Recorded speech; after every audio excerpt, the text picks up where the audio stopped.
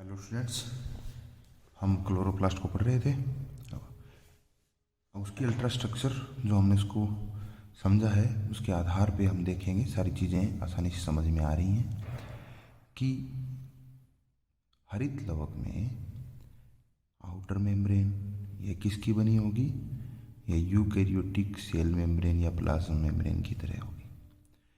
फिर अंदर की तरफ इनर मेम्ब्रेन, इस प्रकार दोहरी झिल्ली से घिरा हुआ कोशिकांग है। एक तो दोहरी झिल्ली से घिरा हुआ हमने कौन सा देखा, एक तो हमने माइटोकॉन्ड्रिया की बात की और दूसरा क्लोरोप्लास्ट। कुछ कहेंगे कि केंद्रक में भी तो दो झिल्लियाँ होती हैं, बिल्कुल होती हैं, लेकिन जैसा शुरुआत में जब हमने ओवरव्यू किया था सेल्स के बारे में, सेल के बारे में, तो हमने बात की थी कि कोशिका के तीन भाग हैं। एक तो उसकी बाउंड्री, एक बीच का साइटोप्लाज्म और तीसरा केंद्रक। तो साइटोप्लाज्म में जो भी ऑर्गेनेल मिलते हैं वो सेल ऑर्गेनेल कहलाते हैं, केंद्रक सेल ऑर्गेनेल नहीं कहलाता है। तो सेल ऑर्गेनेल्स में हमने माइटोकॉन्ड्रिया पढ़ा, उसमें दो झिल्ली थी। दूसरा हम पढ़ रहे हैं लवक, इसके अंदर भी दो झिल्लियाँ हमें दिखाई दे रही हैं, आउटर मेम्ब्रेन और इनर मेम्ब्रेन। इनके बीच में बहुत कम स्पेस होता है और इसके अंदर पानी भरा होता है, पानी जैसा पदार्थ। अब इसके आंतरिक झिल्ली की जो संरचना है वो कैसी होती है, प्रोकैरियोटिक प्लाज्मा मेम्ब्रेन के समान। और प्रोकैरियोटिक प्लाज्मा मेम्ब्रेन कोशिका के अंतर्वलित होने से ट्यूबनुमा स्ट्रक्चर बनी और उनको दोनों तरफ दबाव लगने से इस प्रकार की संरचनाओं का विकास हो गया। तो ये जो एक दूसरे के ऊपर गोलाकार सी डिस्क जैसी ये संरचनाएं रखी हुई हैं, इन्हें हम कहते हैं ग्रेनम या ग्रेना थाइलेकोइड। और आसपास के दो ग्रेनम को जोड़ने के लिए ये जो बीच की पाइपलाइन सी है, इसे हम बोलेंगे स्ट्रोमा लेमिनी, स्ट्रोमा थाइलेकोइड। जो हरित लवक है उसके अंदर आंतरिक झिल्ली से घिरा हुआ ये भाग तो कैसा है, एक प्रोकैरियोटिक के समान, एक बैक्टीरिया के समान। तो इसका जो कोशिका द्रव्य है उससे अब चूँकि ये यूकैरियोटिक कोशिका में प्रवेश कर चुका है, तो अब इसको कोशिका द्रव्य न कहकर एक नया नाम देते हैं। क्या नाम देते हैं, स्ट्रोमा। इसके अलावा और कौन सी संरचना देखने को मिलती है, हमें देखने को मिलता है एक डबल स्टैंडर्ड सर्कुलर और naked DNA. Double standard circular और नेक्ड डीएनए, नेक्ड मतलब स्टोन एब्सेंट। और राइबोसोम देखने को मिलते हैं, कैसे, 70S प्रकार के। और क्या चीज़ें देखने को मिलेंगी, और हमें देखने को मिलेगा कुछ ऐसे ग्रेन्यूल्स, एक कुछ कण जैसी संरचनाएं जो स्टार्च की बने हैं, तो उन्हें कहेंगे स्टार्च ग्रेन्यूल। कुछ ऐसी गोलाकार बूंद जैसी संरचनाएं जो बनी हुई हैं लिपिड की या फैट की, उन्हें हम बोलेंगे लिपिड ड्रॉपलेट। ये बात भी हमें समझ में आ गई कि ये जो थाइलेकोइड मेम्ब्रेन है इसके बीच में एक स्पेस है, ये एक जगह है, इस जगह में भरा होता है पानी, और इस भाग को कहते हैं ल्यूमेन। क्या कहते हैं, ल्यूमेन। इतनी बात हमें समझ में आ चुकी है। अब हम इसके बारे में जो टॉपिक मतलब पॉइंट टू पॉइंट हम बात कर लेते हैं कि ये हमने बात की दोहरी झिल्ली से घिरे हुए हैं, बिल्कुल। अब बाहरी झिल्ली यूकैरियोटिक सेल के समान होती है और भीतरी झिल्ली जो है वो कैसी होती है, प्रोकैरियोटिक कोशिका के समान। तो प्रोकैरियोटिक कोशिका की जो झिल्ली होती है वह कम पारगम्य होती है, ठीक है। अब जो आंतरिक झिल्ली से घिरा हुआ जो भाग है उसे हमने क्या नाम दिया, स्ट्रोमा। स्ट्रोमा में हमने बात कर ली कि जो थैली जैसी या डिस्क जैसी संरचनाएं इकट्ठी होकर जो बना रही हैं उसे ग्रेना थाइलेकोइड कह दिया। और आसपास के ग्रेना को जोड़ने के लिए ये बिल्कुल पतली पाइप नुमा संरचना है, उसे हमने स्ट्रोमा लेमिनी कह दिया।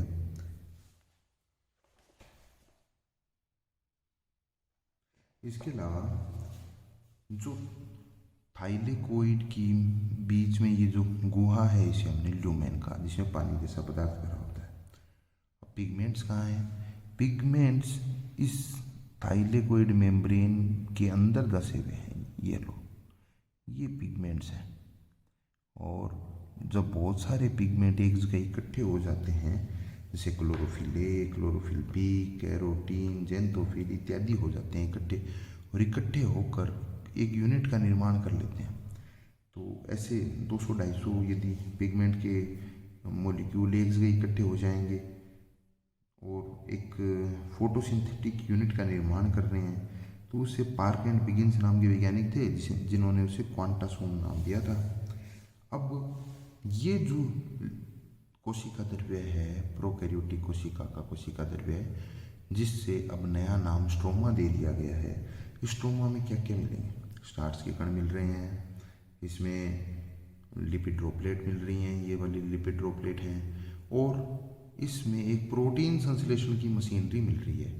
प्रोटीन सिंथेसिस की मशीनरी क्यों? क्योंकि डीएनए मौजूद है और राइबोसोम मौजूद है। डीएनए क्या कर सकता है? डीएनए एमआरएनए का निर्माण करेगा। एमआरएनए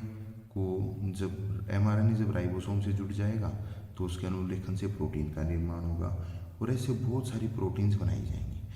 कुछ प्रोटीन्स एंजाइम के रूप में कार्य करेंगी। तो इसके स्ट्रोमा में अनेक प्रकार के एंजाइम देखने को हमें मिलेंगे, और वो एंजाइम कौन से मिलते हैं? कैल्विन साइकिल के एंजाइम हमें देखने को मिलेंगे। कहाँ पर? कैल्विन साइकिल के एंजाइम हमें स्ट्रोमा में देखने को मिलते हैं। और प्रकाश संश्लेषण में हम देखते हैं, एक होती है प्रकाश रासायनिक अभिक्रिया, जिसमें जो लाइट एनर्जी है उसको केमिकल एनर्जी में बदला जाता है।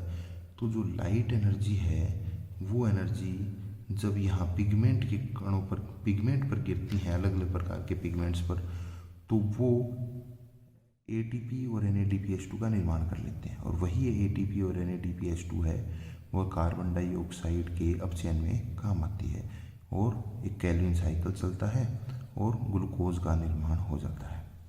ये प्रक्रिया रहती है। डीएनए किस प्रकार का मिलता है हमने बात कर ली, राइबोसोम कैसे मिलते हैं ये हमने बात कर ली। अब हमने देखा इसमें डीएनए है तो क्या ये जितने भी प्रोटीन इस कोशिकाओं को चाहिए उन सारों का निर्माण ये डीएनए कर लेता है क्या? नहीं। जैसे ही इसने यूकैरियोटिक कोशिका के अंदर प्रवेश किया तो उन जीन्स की कमी हो गई, जिनकी जीन केंद्रकीय जीन में मौजूद थी। मतलब केंद्रक का जो डीएनए होता है उसमें यदि कोई जीन मौजूद है तो यहाँ पर दोबारा जीन को रखने की आवश्यकता क्या है? वो प्रोटीन वहाँ से बनकर आ जाएगी इसके अंदर, और जो जीन्स केंद्रकीय डीएनए में नहीं है उनकी आवश्यकता है, वो जीन बची, बाकी जीन्स कम हो गई। और इसलिए ये कुछ प्रकार के प्रोटीन्स निर्माण के लिए केंद्रकीय डीएनए पर निर्भर करता है। इसीलिए ये भी माइटोकॉन्ड्रिया की तरह अर्ध स्वायत्त कोशिकांग कहलाता है। अब कार्यों की बात कर लेते हैं। प्रकाश इसकी क्लोरोप्लास्ट के कार्यों की, लेकिन इससे पहले एक थोड़ा सा डायग्रामेटिक व्यू में और समझते हैं कि ये इस प्रकार मुड़ चुकी है और मुड़कर बना रही है थाइलेकोइड मेम्ब्रेन।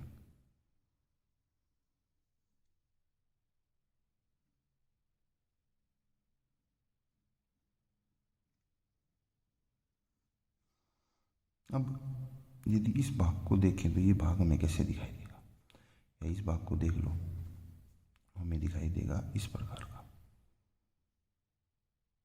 फोस्फोलिपिड की डबल लेयर, बीच में धसे हुए प्रोटीन, फिर फोस्फोलिपिड, और इन प्रोटीन में अनेक पिगमेंट आकर इकट्ठे हो गए। ये जो रंग के कण हैं ये अलग अलग प्रकार के हैं, क्लोरोफिल, कैरोटीनोइड, जेंथोफिल, इस प्रकार के ऐसी संरचना मिलेगी। अब ये मैंने यहाँ पर गैप ज़्यादा दिखाया है, वास्तव में ये इतने नज़दीक आ जाते हैं कि इनके बीच में आपको गैप बहुत ही कम देखने को मिलेगा।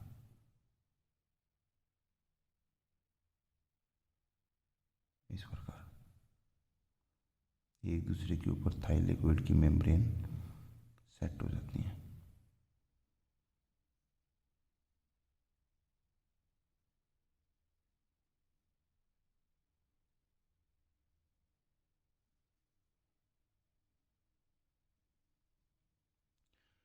तो हम इस भाग को देख रहे हैं जिसमें हमें एक झिल्ली, फिर दूसरी झिल्ली और इनके बीच में एक स्पेस है, यानी ये झिल्ली और इसके बीच में स्पेस। तो इसकी संरचना कैसे होगी, देखो इसकी संरचना बनेगी इस प्रकार की।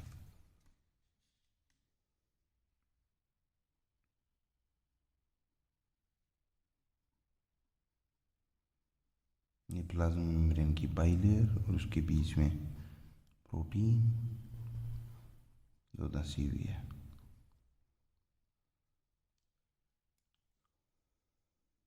ये ऊपर वाली लेयर है ना, तो इसको हम ऐसे दिखा देते हैं और इसके बीच में ये स्पेस आ गया और इसके नीचे वापस लेयर है।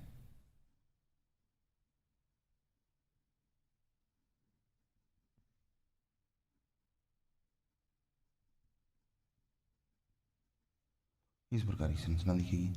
तो केवल इंट्रिंसिक ही प्रोटीन नहीं होती, कुछ एक्सट्रिंसिक प्रोटीन भी देखने को मिलेगी। ये रही एक्सट्रिंसिक प्रोटीन्स, इधर भी हो सकती हैं, ये इधर भी हो सकती हैं, ये एक्सट्रिंसिक प्रोटीन्स है।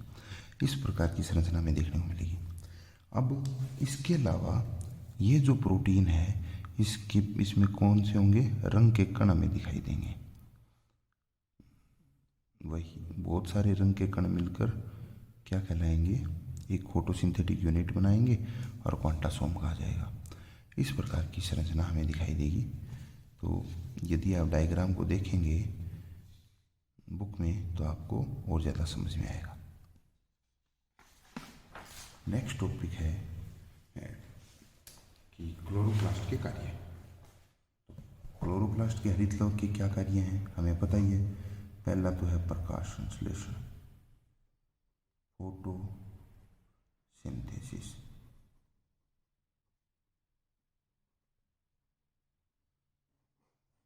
अब फोटोसिंथेसिस में क्या होता है, हमें पता है कि लाइट की जो सन की जो एनर्जी है या किसी प्रकार की लाइट हो, उस एनर्जी को चेंज कर दिया जाता है। किस में, केमिकल एनर्जी में या रासायनिक ऊर्जा में बदल दिया जाता है। कैसे बदला जाता है कि ये जो प्रकाश है, प्रकाश की फोटॉन्स में ऊर्जा होती है, उस ऊर्जा को ग्रहण करते हैं इसके अंदर जो पिगमेंट्स मौजूद हैं अलग अलग प्रकार के, वो और ग्रहण कर वो ऐसी प्रक्रिया स्टार्ट करते हैं जिससे ATP और NADPH2 का निर्माण होता है। ATP और NADPH2 क्या करेंगे, इन्हें हम बोलते हैं अपचायक शक्ति। क्या बोलेंगे, अपचायक शक्ति। यह अपचायक शक्ति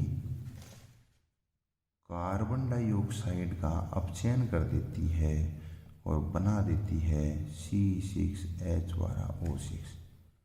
और किस तरीके से बनाती है, केल्विन साइकिल, जो आपने छोटी कक्षाओं में पढ़ा भी होगा। और ये जो अपचायक शक्ति का निर्माण हो रहा है ATP NADPH2 को, इसे हम बोलते हैं प्रकाश संश्लेषण की प्रकाशिक अभिक्रिया। और अपचायक शक्ति का उपयोग करते हुए CO2 को बदल दिया जाए C6H12O6 में। इसके लिए प्रकाश की आवश्यकता नहीं है, इसीलिए इस भाग को बोलते हैं अप्रकाशिक अभिक्रिया। और वास्तव में प्रकाश संश्लेषण में हो क्या रहा है कि प्रकाश में जो ऊर्जा उपस्थित है उसे रासायनिक ऊर्जा में बदला जा रहा है। अब ये बात भी हमें पता है कि ऊर्जा को न तो उत्पन्न किया जा सकता है, न ही ऊर्जा को नष्ट किया जा सकता है। ऊर्जा को एक रूप से दूसरे रूप में बदला जा सकता है और ये बदलने की प्रक्रिया अलग अलग जगह अलग अलग तरीके से अपनाई जाती है। तो हमारा पहला कार्य हो गया। दूसरा, इसका जो महत्वपूर्ण कार्य है वो क्या है, दूसरा महत्वपूर्ण कार्य है साइटोप्लाज्मिक इनहेरिटेंस, यानी कि कोशिका द्रव्यी वंशागति। वंशागति क्या है, लक्षणों का एक पीढ़ी से अगली पीढ़ी में जाना कहलाता है वंशागति। और यदि उस वंशागति का निर्धारण केंद्रक में उपस्थित जीन के द्वारा हो तो वह कहलाती है कैरियोप्लाज्मिक इनहेरिटेंस या केंद्रकीय वंशागति। और यदि किसी लक्षण का निर्धारण जिस जीन से हो रहा है वो जीन केंद्रक में ना मौजूद होकर साइटोप्लाज्म में मौजूद हो, तो साइटोप्लाज्म में एक कोशिका अंगक हमने पढ़ा माइटोकॉन्ड्रिया, तो माइटोकॉन्ड्रिया में डीएनए होता है। दूसरा कोशिका अंगक है ये क्लोरोप्लास्ट, इसके अंदर डीएनए होता है। क्लोरोप्लास्ट मान लो या प्लास्टिड मान लो, सभी प्लास्टिड में डीएनए तो मिलेगा ही। तो ये जो डीएनए है तो डीएनए पर कुछ जीन होंगी जो किसी लक्षण को निर्धारित करेंगी।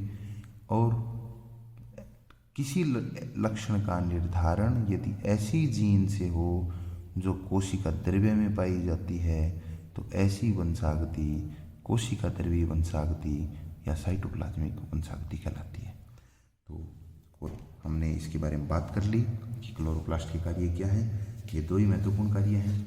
और जो तीसरा महत्वपूर्ण कार्य है, शायद उसको प्रकाश संश्लेषण में भी पढ़ा जा सकता है, वो ये कि जब भोजन का निर्माण किया जाता है सूर्य की प्रकाश ऊर्जा को रासायनिक ऊर्जा में बदला जाता है, तो इस प्रक्रिया के दौरान ऑक्सीजन मुक्त होती है। तो हमारे वायुमंडल में ऑक्सीजन और कार्बन डाइऑक्साइड का संतुलन बनाए रखने में बहुत महत्वपूर्ण भूमिका क्लोरोप्लास्ट के दौरान निभाई जाती है। इसमें ये रूबिस को प्रोटीन मिल रही है जो कैल्विन साइकिल में महत्वपूर्ण एंजाइम है, महत्वपूर्ण प्रोटीन है। अब क्लोरोप्लास्ट की उत्पत्ति किससे होगी? क्लोरोप्लास्ट की उत्पत्ति चूंकि यह एक कोशिका है तो पूर्व स्थित कोशिका से ही हो सकती है। ऐसी पूर्व स्थित कोशिका जिसके विभाजन से प्लास्टिड का निर्माण हुआ है वह प्रोप्लास्टिड कहलाती है। यानी जब नई कोशिकाएं बनती हैं उसके अंदर पहले से ही सूक्ष्म रूप में प्लास्टिड या लवक मौजूद होते हैं। वो अपने अपूर्ण आकार को ग्रहण करके किस में बदल सकते हैं? एक परिपक्व लवक में बदल सकते हैं। वो लवक हरित लवक भी हो सकता है, अवर्णी लवक भी हो सकता है, या कोई वर्णी लवक भी हो सकता है। अब दूसरा तरीका क्या है? एक कोशिका में पहले केवल एक हरित लवक ही मौजूद है। थोड़े टाइम बाद देखा हमने तो उसमें 3 हरित लवक हो गए। क्यों हो गए? इसलिए हो गए कि इस कोशिका ने विभाजन कर दिया। 3 या 4 मान लो, 3 तो नहीं हो सकते ना, 4 हो गए, 3 भी हो सकते हैं। इसने विभाजन करके 2 बनाए और ये गायब हो गई तो बचे 2। फिर इन्होंने विभाजन करके 2 बनाए। तो इस प्रकार टोटल कितनी सेल हो गई? कितने क्लोरोप्लास्ट हो गए? 4 हो गए। तो एक क्लोरोप्लास्ट के विभाजन से आगे 2 क्लोरोप्लास्ट बन सकते हैं, 2 के विभाजन से 4 बन सकते हैं। इस प्रकार की प्रक्रिया के द्वारा भी इनका निर्माण होता है। और दूसरा प्रोप्लास्टिड के विकास के द्वारा भी इनका निर्माण होता है। लेकिन इनकी नई उत्पत्ति नहीं हो सकती। क्यों नहीं हो सकती? क्योंकि ये एक कोशिका है और कोशिकाओं की उत्पत्ति पूर्व स्थित कोशिका के विभाजन से ही होती है। आशा है आप लोगों को हरित लवक बड़ा आसानी से समझ में आया होगा। आप किताब पढ़ें, जहाँ कहीं दिक्कत आए आप डिस्कस कर सकते हैं। बहुत बहुत धन्यवाद। Thank you.